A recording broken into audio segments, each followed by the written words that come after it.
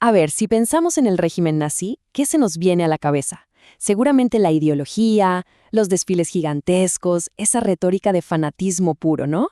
La idea que casi todos tenemos es que la economía, bueno, era algo secundario, un detalle sin importancia frente a su tremenda voluntad política. Pero, ¿y si esa imagen no estuviera completa? Y esa es la pregunta clave de este análisis. Hoy vamos a retar esa idea de que el nacionalsocialismo estaba por encima de las cosas materiales, del día a día.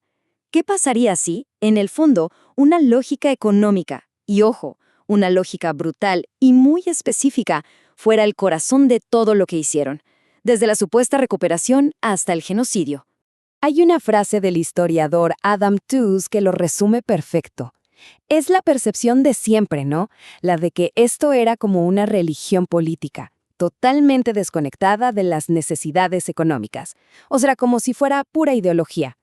Pero hoy vamos a ver que la cosa fue muchísimo más compleja. Y sí, más aterradora. Bien, esta es la hoja de ruta. Primero, veremos por qué no eran solo ideología pura.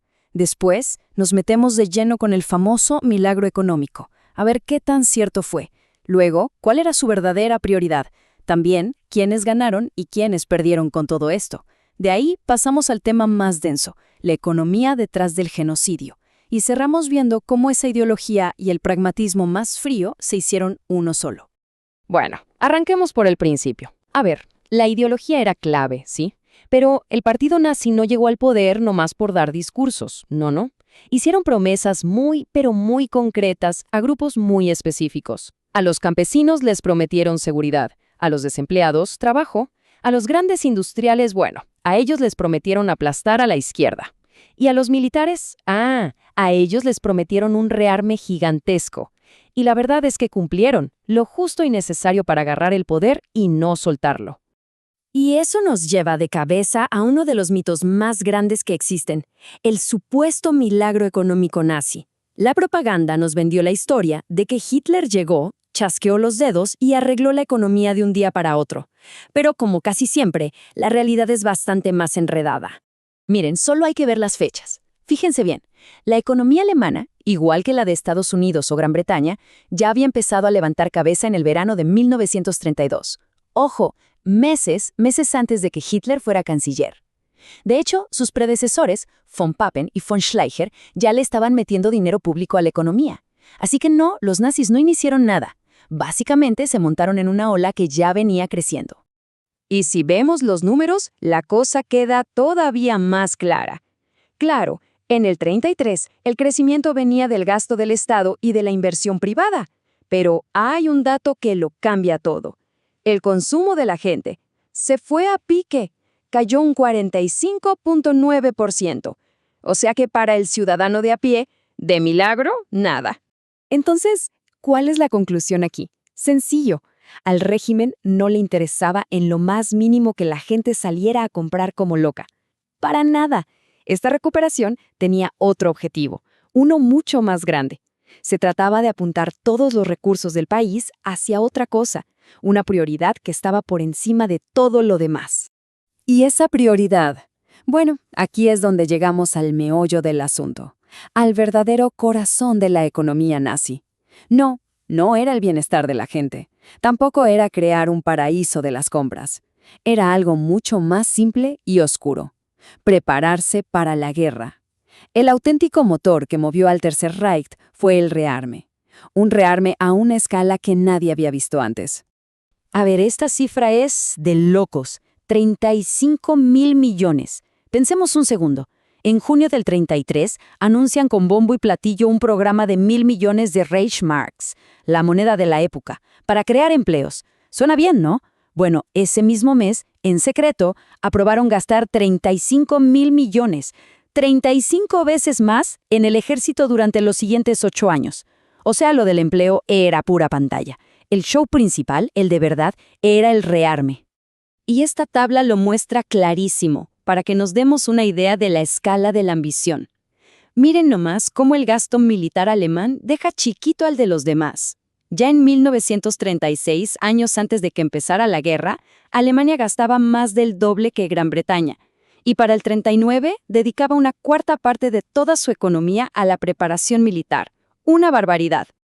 Para que quede claro, ningún otro país capitalista en la historia había hecho algo así. Nunca. Poner toda la economía al servicio de la guerra en tiempos de paz. El único que se le parecía era la Unión Soviética de Stalin.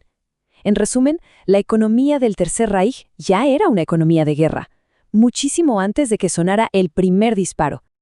Ok, ya vimos la prioridad, la guerra. Ahora, ¿qué pasaba con la gente? Con toda esa economía enfocada en armas, ¿qué fue de esa gran promesa de la Volksgemeinschaft, la famosa comunidad del pueblo? ¿Era real eso de una sociedad unida o era puro cuento? A ver, este era el concepto estrella de su propaganda, la Volksgemeinschaft. La idea era que con los nazis se acababan las clases sociales, los ricos contra los pobres, todo eso. Ahora, todos los alemanes puros, los arios, iban a trabajar juntos, codo a codo por un futuro increíble. Y, la verdad, para un país que estaba hecho pedazos, sonaba muy, pero que muy bien. Pero claro, una cosa es lo que se dice y otra lo que se hace. Cuando uno compara la promesa con la realidad, todo se viene abajo. Sociedad sin clases, ¿qué va? La plata se fue para los dueños de las grandes empresas. Prosperidad, ya vimos que a la gente le dijeron que no gastara. Ayuda a los negocios chiquitos, les recortaron las ganancias y a muchos los dejaron en la calle. Entonces vamos a ponerle nombre y apellido. ¿Quiénes ganaron? Fácil. La gran industria que se hizo de oro con los contratos de armas. Los militares que tenían chequera en blanco y los grandes agricultores que no tenían competencia. ¿Y los perdedores? Pues los sindicatos que los borraron del mapa, los dueños de las tienditas a los que exprimieron y la gente común en las ciudades que empezó a ver estantes vacíos mucho antes de la guerra. Esa famosa comunidad del pueblo tenía sus clases, y vaya que sí. Y bueno, aquí es donde la historia se pone realmente oscura. Porque esta lógica de unos ganan, otros pierden, no se quedó en Alemania. Se desbordó por toda Europa y se convirtió literalmente en la justificación económica para el asesinato en masa. En 1941, los planificadores nazis diseñaron algo que llamaron, sin rodeos, el Plan del Hambre. Ojo, esto no fue un daño colateral de la guerra, no. Fue una estrategia económica pensada y calculada. El plan era: nos llevamos toda la comida de Ucrania para alimentar a nuestro ejército y a nuestra gente. ¿Y la población local? Bueno, el plan contemplaba explícitamente que se murieran de hambre. Decenas de millones de personas. La lógica detrás de esto es espeluznante por lo simple que es. Paso 1. Necesitamos la comida de Ucrania para ganar la guerra. Punto. Paso 2. Hay millones de personas en Ucrania que, lógicamente, se comen esa comida. Son un obstáculo. Paso 3. Su solución: eliminemos a los comedores sobrantes. Así de crudo. El genocidio visto como un problema de logística. Las propias palabras de Hitler lo resumen todo. Era un pragmatismo salvaje que ponía las necesidades de Alemania por encima de cualquier vida humana. Ya no era solo una cuestión de ideología o de odio, era un cálculo frío de recursos, donde la vida de millones de personas era simplemente una variable, un costo que estaban dispuestos a pagar para ganar. Y la conexión se vuelve todavía más directa y espantosa. En 1942, cuando aceleraron el Holocausto, altos funcionarios nazis lo justificaron con argumentos económicos. Así, tal cual. El asesinato de más de 1 millón de judíos en Polonia se presentó como una necesidad para quedarse con sus raciones de comida y dárselas al Reich. El genocidio y la economía de guerra no iban por separado, eran la misma cosa. Y con esto llegamos al cierre. Al final, el motor del Tercer Reich no fue una cosa o la otra. No fue solo ideología, ni solo pragmatismo. Fue la mezcla, la fusión aterradora de las dos.